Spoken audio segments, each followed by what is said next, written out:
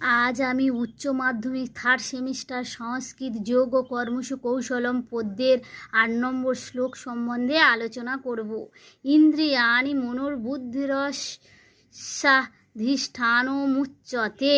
ইন্দ্রিয়াণি অর্থাৎ ইন্দ্রিয় সমূহ, মনো মানে মন, বুদ্ধি বুদ্ধি অশ্ব এর অধিষ্ঠানমুচ্যতে। অধিষ্ঠানম মানে আশ্রয় বা বাসস্থান। তাহলে ইন্দ্রিয়াণি মনোবুদ্ধিরস্যাধিষ্ঠানমুচ্যতে। ইন্দ্রিয় সমূহ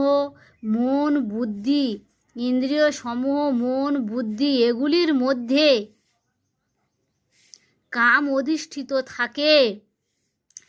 এতৈ বিমোহয়স্তেষ জ্ঞানমাবৃত্য দেহিনম। এতৈ মানে এদের দ্বারা, বিমোহয়স্তেষ বিমোহয়তি মানে বিশেষভাবে মোহিত করে, এষ এই জ্ঞানামাবৃত্ত আবৃত্ত মানে আবৃত করে, দেহিনম মানে দেহিকে, দেহিনম মানে দেহিকে।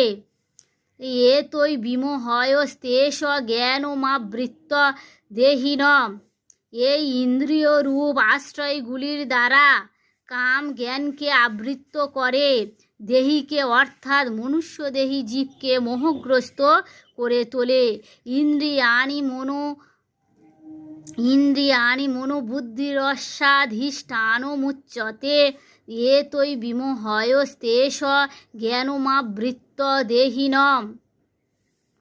ইন্দ্রিয় সমূহ মন বুদ্ধি এগুলোর মধ্যে কাম অধিষ্ঠিত থাকে। এই ইন্দ্রিয়রূপ আশ্রয়গুলির দ্বারা কাম জ্ঞানকে আবৃত্ত করে, দেহিকে অর্থাৎ মনুষ্যদেহী জীবকে মোহগ্রস্ত করে তোলে। এখানে আমি আমার ৮ নম্বর শ্লোক সমাপ্ত করলাম।